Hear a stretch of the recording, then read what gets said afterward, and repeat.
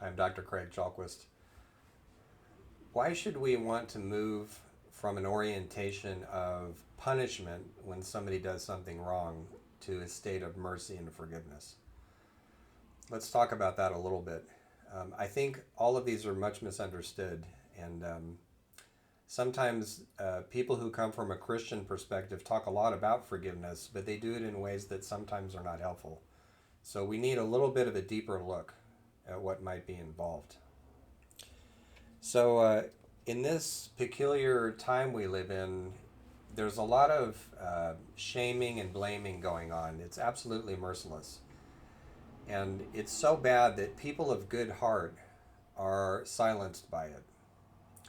And especially over the last 3 or 4 years, a number of my students have been so frightened of saying something that might offend some group of people that they've actually stopped working on their scholarship. They bow out of dissertations, and I think that's sad and unnecessary and troubling.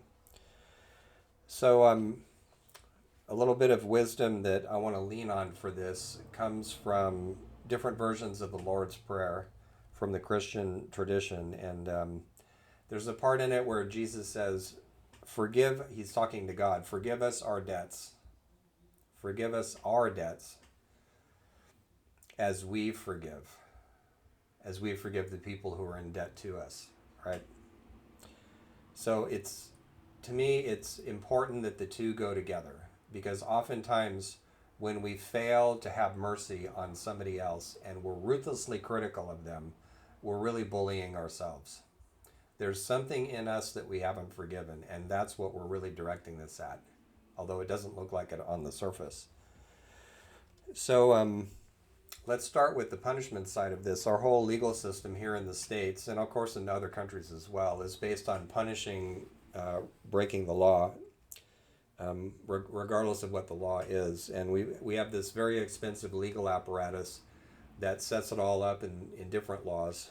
And I've worked a lot in the justice system. I spent 6 years going to court pretty much every week on behalf of the men in my program. Guys who had been violent, rightly got arrested, did jail or prison time, and then they were with us for counseling in trying to transcend that. So, there is an understandable urge when somebody has harmed you or family members to retaliate. I have felt it myself. It creates an injustice. It creates an imbalance in human relationships, and that's one of the things that stings about it. So somebody attacks your family, which has happened to me, and you want revenge. You want to hit back. You want to give them the feelings that you have had to deal with. So that's part of what revenge is really about. We got hurt, and we want to inflict that on somebody else. So, part of the way out of revenge, if we choose to take that path, is to deal with the original hurt, whether it created helplessness, fear, all the other feelings that go with it, anger, and all the rest of them. And so it's exactly at this point that oftentimes people from a Christian perspective talk about you need to forgive, right? So we're going to look at that. One other thing I want to mention, though, in terms of the punishment paradigm, is that it comes with certain assumptions about human nature, as the family therapist Virginia Satir pointed out. She liked to say that there's basically two models, two ways that we see human nature. We either believe in it and its possibilities for growth, not that they're inevitable, but that they often happen when they're encouraged, or we distrust human nature and we think that it needs to be punished when it goes wrong, it needs to be locked down until it behaves better, and that people need to be controlled into being decent social citizens. So it's important to understand that there's a worldview behind, for instance, vast systems of incarceration and punishment. And that worldview is based on distrust of human nature. So in terms of forgiveness, let me talk a little bit about at least my understanding of what it's not. First of all, forgiveness is not forgetting. I just can't stand that phrase, let's forget and forgive and forget. Now, when it comes to severe harm, we can't forget that, and we shouldn't, right? Because one of the things that happens is we think we're forgiving somebody who wronged us, attacked us, whatever it is, and it happens again. Either the same perpetrator or somebody else, right? So when forgiveness, which I would actually call denial, operates on that level, we're just inviting our own revictimization or that of the people that we care about, right? So that's not forgiveness, it's lack of discernment. And I think we need to be clear about that up front. We're not really forgiving anybody. We're pretending nothing happened and trying to go back to normal. That's what's really going on, right? So that's not going to work as a model of forgiveness. Also, uh, there is, in that kind of forgiveness, there's a lack of accountability. And I often saw that when people were held accountable for their misbehavior, then that was the opportunity, which many took, not all of them, to reevaluate themselves, to ask themselves, what did I do wrong? Who did I hurt? And how can I do better next time? So, especially for the kinds of crimes I'm talking about, physical violence, um, theft, stuff like that, there needs to be accountability. And so, if we're going to talk about forgiveness, we can't leave that out. We have to include that in the whole psychology somehow, the whole process somehow. Um, Forgiveness can't just be mental. And I want to give you an example of what I mean by this. So, a lot of people are in the idea of, well, I just have to forgive him and that's it, and then I can move on. And unfortunately, it's not that simple because one of the first things that does is it represses all your anger at being victimized or your anger that loved ones have been victimized. So, I'm always kind of suspicious when, there's somebody who, let's say there's a school shooting and then there's a parent who for religious reasons says, I forgive them, right? Do you really though? Have you really been through the process? Have you really felt through your pain, your permanent loss? Because when lives are lost, that can't be healed fully, ever, right? It can be healed to the point where it's not a bleeding open wound. But when people are taken from us like that, they're gone. And in terms of our beliefs, perhaps we continue to talk to them in the afterlife or whatever, but they're gone from our immediate circle of life, our daily existence, and that hurts, and it will always hurt, and we need to be realistic about it. So when we go right into I forgive, sometimes what they're saying is I don't want to be angry, I don't want to be in pain. It's an understandable defense, but it's a defense against those emotions. So I don't think that has anything to do with forgiveness. It just looks like it. So I think with real forgiveness, there is a recognition, a clear recognition of what happened and who got hurt. There is, when there needs to be, there doesn't always, but there needs to be some kind of accountability. And oftentimes, one's capacity to forgive doesn't depend necessarily on recognition by the person who hurt you.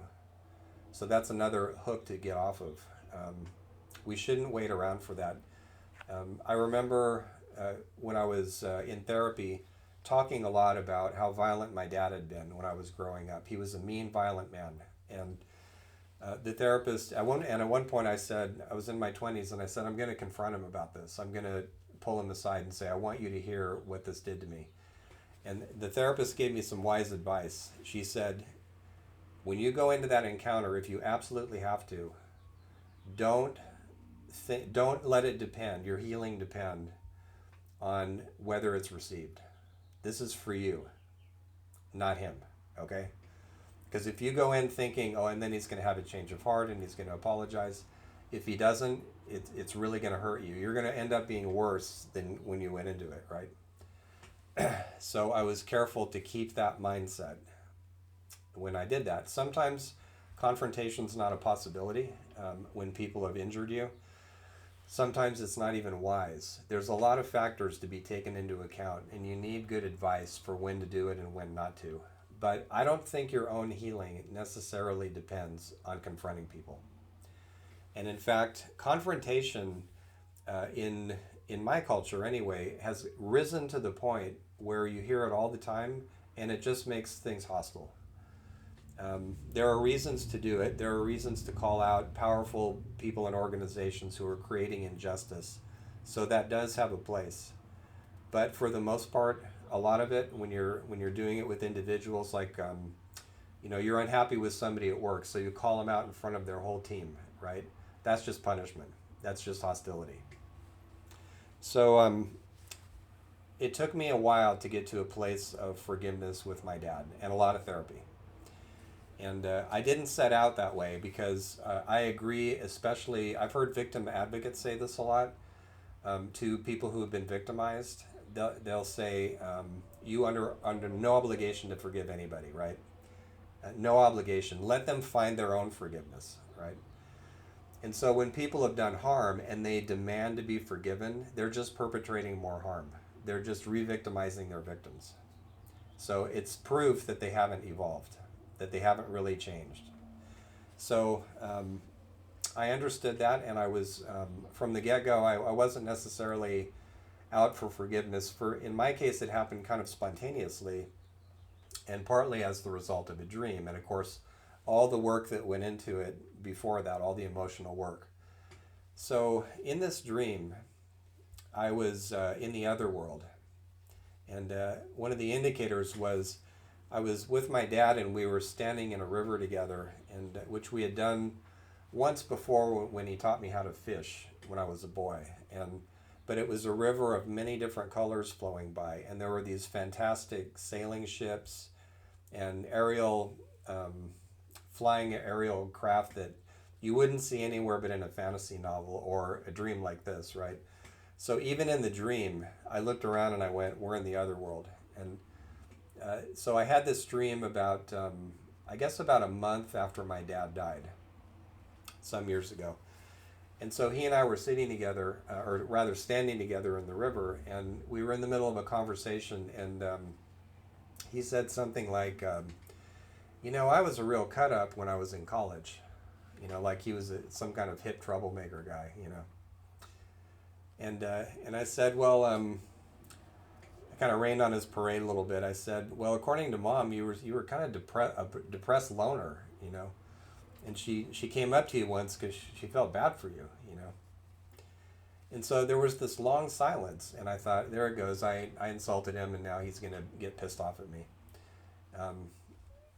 And I realized when I turned toward him to kind of look at him like, what's going on with you? He was weeping. Now, I had only seen him do that when he was alive, I think twice, and it was only a little bit. Some people call it leaking, where a few tears come out and then you distract yourself or move on or whatever. So I had seen him do that. But in the dream, he was full on weeping. And I knew that he was weeping because of all the things he had done that were harmful to me, to us, to the family, to other people. He was weeping for all the lost opportunities. He was weeping for the fact that he spent most of his adult life being a depressed loner, and that he never got any help for it, in spite of other people prompting him. So he had a lot to regret. And in the dream, I just stood with him. I knew there was nothing I could say to comfort him. I didn't even try. What he needed at that moment was for me to just witness this. And so I just stood beside him, and I thought, this is good. And as I'm watching him just cry into the river, it reminded me of that phrase, cry a river. I was thinking, this is good. He needs to do this. And maybe I need to see him do this. And so when I woke up, I had a couple of thoughts about this dream. There's so many ways to interpret dreams. One could say that I was in the world of the unconscious, for instance, and that was my dad complex. And, I was working things out on that level psychologically. That's one way of holding it. Because of family experiences that I've had in both my adoptive and my birth families, I've come to be open to the idea that, as all religions talk about in their own way, that there is an afterlife, and that we continue the work of healing with people who have injured us after they die, if we can't do it before. So I'm really open to that idea. But whichever way you hold a dream like this, part of the shift in me was that when I woke up, I felt like I was in a place of forgiveness. I was able to see how unhappy he was. And that didn't for a moment justify anything he had done. Not for a moment. But it did give it context. And so my therapy teachers often said, if someone is doing injury and hurting people, if you don't have the backstory, then it just sets you up to hate them, and that evil man should be punished or whatever. But when you do have the backstory, it doesn't mean that they're not accountable for all that. It means that you can see why they did it. And I had that experience over and over and over in my men's groups and with my other therapy clients too. So that's another thing about forgiveness. It doesn't mean excusing what happened or what people do or what you yourself have done. It means understanding it. So forgiveness does a couple of things for us. And I'm not sure it should even be pursued as an ideal. I think when it happens spontaneously, it might be more powerful. When it does, it opens a chance for restoration, and unlike prison, for example. So I remember when I first heard of the idea of restorative justice as it was practiced in South Africa and has become practiced in other places. I liked the idea immediately. It's a hard process and it doesn't always work well, but the idea that when somebody continues to injure a community, that the community gather and allow an opportunity for the person to say, I'm sorry I did this, and then to change their behavior and make up for it and do some repair work can be a very powerful reconciling move. So it allows some restoration. It recognizes implicitly that we all fall short. I mentioned earlier that when we're being hard on somebody, there's also a part of us being hard on ourselves, right? And so it's cheap and easy to say, well, I would never be a mass murderer. Sure, but we all know what it's like to want to kill somebody. And if you don't, you're lying to yourself. We all get to the point of, we get angry with people. We may not actually think, I want to kill this person, but anybody who's the least bit in touch with their anger when they're really angry knows what it feels like.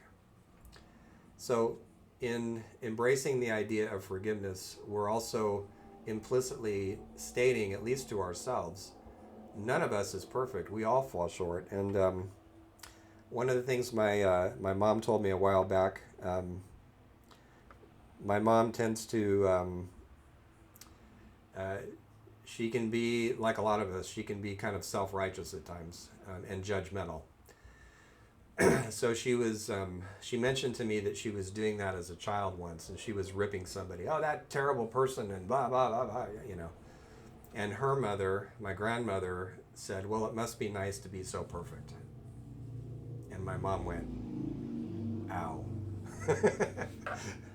So since hearing this, I've used that response at times. But of course, if you use it to judge somebody, you're doing it too, right? So, must be nice to be so perfect. I often think of that phrase when I hear people just destroying each other because, oh, you didn't get my name right, or you committed this or that, or whatever it is. There's also in the sense of forgiveness and mercy, which is, I think, a broader word. There's a recognition of what led to the situation. There's not just a hyper focus on what was done wrong, but at the whole context, like I mentioned earlier. So I would see forgiveness as a specific set of actions that happens within the psychological and spiritual realm of mercy. You or some system that you're part of has power over someone, and you choose not to punish them, which is different from accountability, remember. They may be held accountable, not punished. You give up the right of retaliation, if it even is a right. And I want to mention, too, before I read you something out of Shakespeare to finish, there's Mark Twain at one point made a comment. He got a lot of wisdom from his mother and probably his sense of humor, too. And at one point she says, how come no one prays for the devil? Doesn't he deserve his chance at reconciliation too, at forgiveness too? Something along those lines. And I always thought that was a cool idea. So the piece I'm going to read you is pretty short. It comes from The Merchant of Venice. I think it's scene 4, Act 1. So there is, that play has some problems in terms of cultural stuff. I won't go into that right now, but there's a scene where the woman Portia has to dress up like a male lawyer in order to protect the character Antonio. And Antonio has violated the letter of the law, and he's going to be held accountable. And in this case, he actually is going to have a pound of flesh extracted from his leg if Portia fails, right? So part of the case that Portia's making, I think, is important not just for individual situations of forgiveness, but also as a cultural learning about the difference between the punishment mentality and a mentality that's open to mercy. So that's what I'll leave you with. So this is part of Portia's speech during a trial, during Antonio's trial. She says, "The quality of mercy is not strained. It droppeth as the gentle rain from heaven upon the place beneath. It's twice blessed. It blesses him that gives and him that takes. 'Tis mightiest in the mightiest. It becomes the throned monarch better than his crown. His scepter shows the force of temporal power, the attribute to awe and majesty, wherein doth sit the dread and fear of kings. But mercy is above this sceptered sway. It is enthroned in the heart of kings. It is an attribute to God himself. And earthly power doth then show likest to God's, when mercy seasons justice." May the week bring you blessings.